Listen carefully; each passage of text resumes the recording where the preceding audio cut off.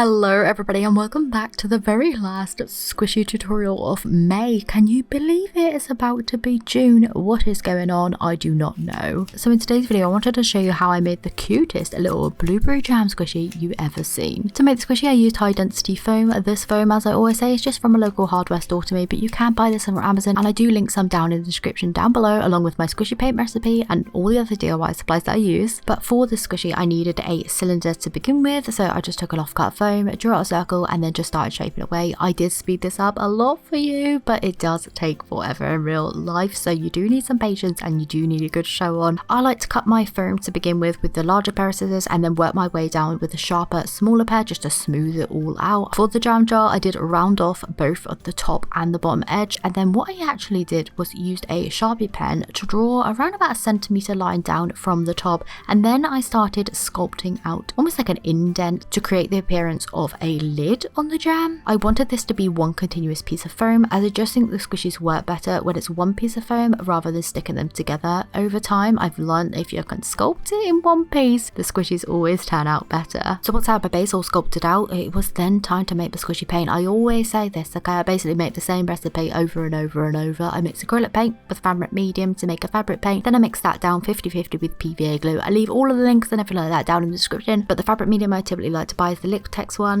The acrylic paints I tend to use are PBO branded ones, and then the PVA glue. I've actually got this massive bottle at the moment, which is just crazy. I just bought it from Amazon and I've linked it down below, but yeah, it comes in so handy and it's so much cheaper than buying the little bottles, I've learned, because I'm going to be making squishies for the long haul. I mean, come June I'm going to be making so many. I have so many designs in my head that I need to just make, so I needed to stock up, and yeah, highly recommend getting a big gallon jug of this if you're going to be making a lot of squishies. So I mixed up a blue colour, I painted it on and got my base layer going. I actually did 6 layers of the blue base coat. I left it to dry in between each layer to build up a nice casing around my foam. I then went in with the details, so I painted the lid in a metallic gold colour. I mixed this metallic gold. This is actually by the brand Golden. It's my favourite gold acrylic paint on the market, and I mixed that down with some fabric medium. This did take 3 layers to build that up, but that's very common with metallic colours. You know you need to build up layers when it comes to any metallic acrylic paint. Once I had that on there, I then painted on a white little label. I added some other details. I wrote the word jam on there, wrote the word blueberry on there. I just went down basically. I had my show on and I just let the creative juices flow on down, and this is what I came up with. I added on the cutest little blueberries you've ever seen with their little faces. Oh my goodness, I am in love with them. I added some more words and stuff to the lid.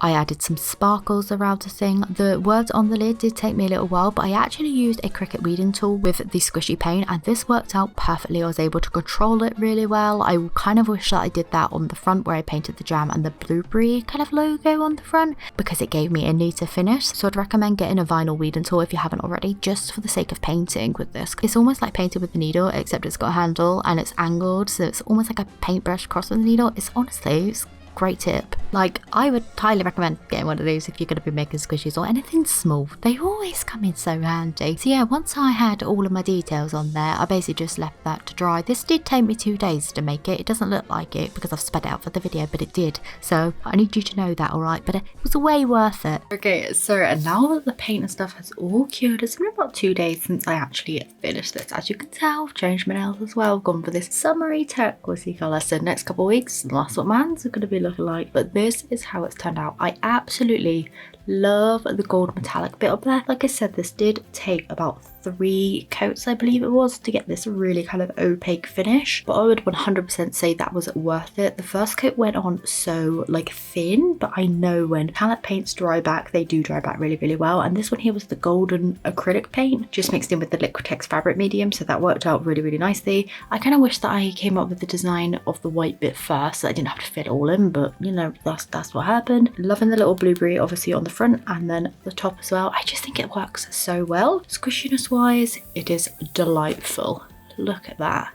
Look how nice and slow rising that is. I'm usually really lazy when it comes to filling in the hole where the barbecue skewer goes, and I have filled it this time, so it is there. There's a few little air holes down there, and that's what's allowing all of that air to come in and out and obviously make it slow rising. And yeah, I think that's the perfect amount for me. It's gorgeous. You can squish it in any which way you want to and it will always bounce all the way back, which is just lovely. So I do need to restock on my foam now so that I can bring more squishies throughout the month of June. Tomorrow's video is going to be a collection video. I've been waiting all month to film that, so I'm going to film a collection video now that I've got this one here complete. So I will share me squishing all of the foam ones that I've made this month. I think I might make it a monthly thing, so stay tuned if you want to keep updated with all of the squishes I have to come, because I have so many more ideas. Let me know if you like how this one has turned out. I just think that is